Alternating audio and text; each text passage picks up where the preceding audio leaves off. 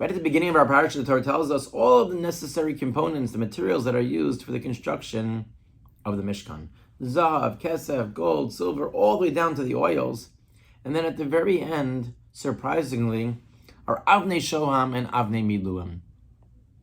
The Shoham stones and the Miluim stones. Why is it surprising? Because it seems to be that the Torah is listing it in descending order of value, and the precious stones are probably more valuable than anything else. It's just a detail, but they should probably be at the top of the list. And the names of the stones are difficult as well. Shoham refers, as Rashi tells us, to Shoham stones, whatever those may be. But Avnei Miluim are called Avnei Miluim because they fill the setting. They are going. It's not called for the name of the stone itself. And that seems strange. It would be the equivalent of a newly engaged woman telling her mother and friends, wow, he gave me a beautiful gold or platinum setting with a stone inside of it. It's backwards. What's more important? The setting or the stone? The Avanim Tovos themselves.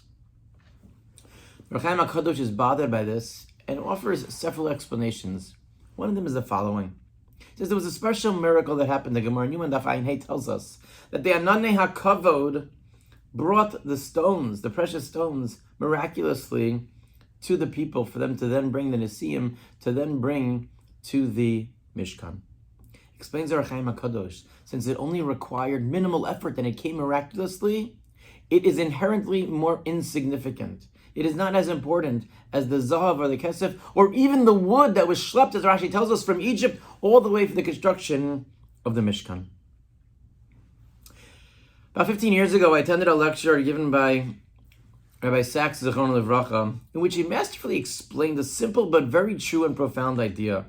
It was a meteorologist, Edward Lorenz, and he made famous the concept of the butterfly effect. And the idea was that the flapping of a butterfly in Australia, its wings could cause a tornado in Kansas or a monsoon in Indonesia.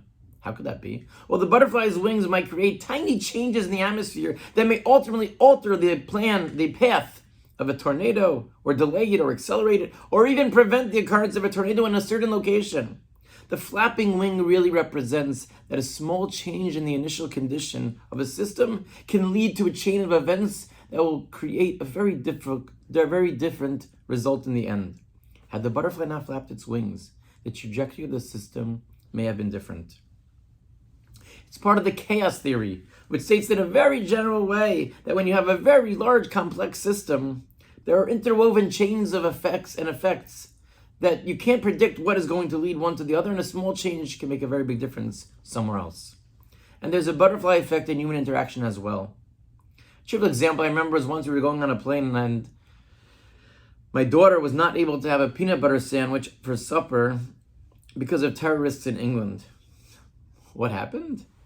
My wife packed bread and a jar of peanut butter in our hand luggage. It was deemed to be a liquid because a terrorist had once tried to blow up a plane with liquid. We're no longer allowed to bring liquids on the plane. So because of the terrorists, we weren't able to have dinner on the plane.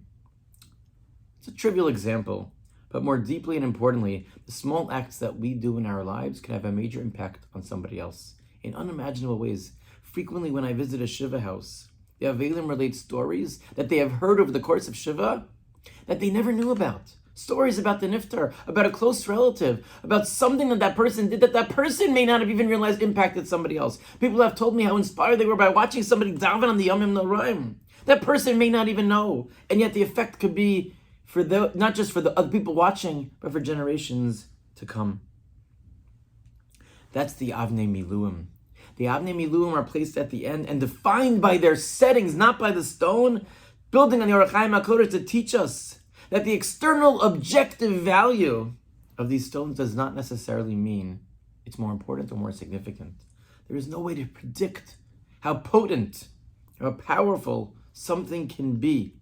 So the Avnei Miluim are separated and identified by their settings with the message that yes, there are stones in them, but don't always focus on the external.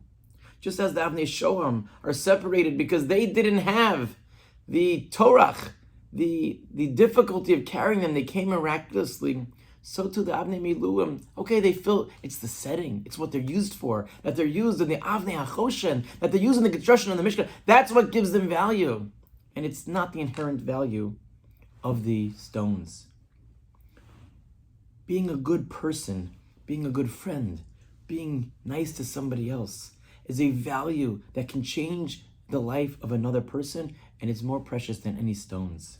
And that's the critical lesson Hashem wants us to focus on, to do what's right.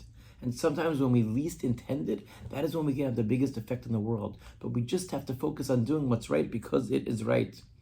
HaKadosh Baruch Hu should grant that the small flapping of the wings of all of our actions should send reverberations throughout the world, accumulating and meriting that we should be zocha too. V'asuli mikdash, and once again, Meshachati b'socham, HaKadosh Baruch Hu's presence should be felt in the Beis HaMikdash sheibana b'mheirav yameinu. Amen.